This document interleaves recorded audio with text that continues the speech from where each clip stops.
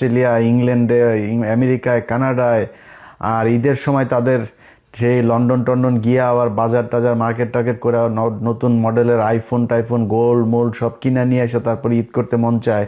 আর Saudi আরবের ওই প্রবাসীর ইন করতে মন চায় না। ওরে যায় জিজ্ঞেস করেন স্বাধীনতার মানে কি, ও বলে দেবে। সো আপনারা আমার এই ভিডিওটা যখন দেখছেন, আমাদের এই দেশের স্বাধীনতাটা হইল, এই ভিডিওটা দেখার 24 ঘন্টাও পার হয় নাই, দৌলতদিয়া পাটুরিয়া ঘাটের একটা বাস আস্তে করে ফেরি দিয়ে নেমে পানিতে পড়ে গেল। 40-50 জন যাত্রী নিয়ে, সেখানে আমি ভিডিও করার আগ পর্যন্ত যতটুকু জানতে পারলাম 25 জনের লাশ অলরেডি উদ্ধার করা হয়েছে।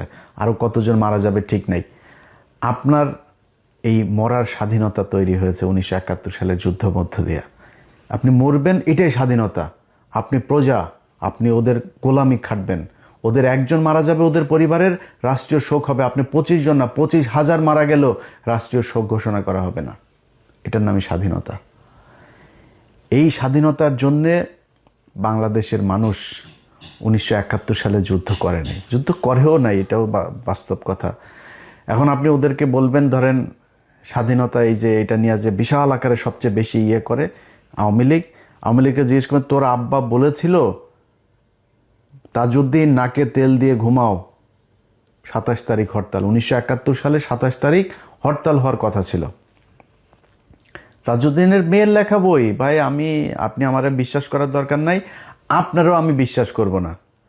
সো আমরা 71-এর ওগুলো নিয়েই, যারা ওই সময়ের মানুষ তাদের কথা যা বলেছে তাদেরকে নিয়েই শুনবো। এই শেখ মুজিব সেদিন ইস্ত্রি করে, পাঞ্জাবি ইস্ত্রি করে, সুটকেস গুছায় তারপরে পাকিস্তানিদের সাথে চলে গিয়েছিল। এই মুক্তিযুদ্ধের ইতিহাস নিয়ে শেখ মুজিবকে বানানো হয়েছে জাতির পিতা, আর জিয়াউর রহমানকে বানানো হয়েছে স্বাধীনতার ঘোষক। জিয়াউর রহমান স্বাধীনতার ঘোষক ছিল, এটা সত্যি কথা, কিন্তু এইটারও আবার আওয়ামী লীগ মিথ্যা বানিয়েছে। অতএব এই ইতিহাসের কোনোটাই সত্যি না। সত্যি যে ইতিহাস, সেটা যদি নাকি করতে চাইতো তাহলে 55 বছরে করা সম্ভব ছিল। প্রতি বছর একটা মন্ত্রণালয় করা হয়, বালযুদ্ধ মন্ত্রণালয়। এই বালযুদ্ধ মন্ত্রণালয়টাকে আপনার একজন মন্ত্রী দেয়, প্রতিমন্ত্রী, উপমন্ত্রী, সচিব, উপসচিব, যুগ্ম সচিব, সচিব টচিব দিয়া বিশাল একটা অফিস নিয়ে সচিবালয় তারা দখল করে আছে। সেই মুক্তিযোদ্ধা মন্ত্রণালয় 55 বছরে আজ পর্যন্ত আমাদেরকে বলতে পারে নাই কতজন মানুষ মারা গিয়েছিল, কতজন মুক্তিযোদ্ধা, কারা আসল মুক্তিযোদ্ধা, কারা আসল রাজাকার, কিচ্ছু না।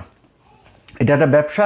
এই ব্যবসা করে বিএনপি আসলে বিএনপি খায়, আওয়ামী লীগ আসলে সব চাইতে ব্যবসা করে খায়।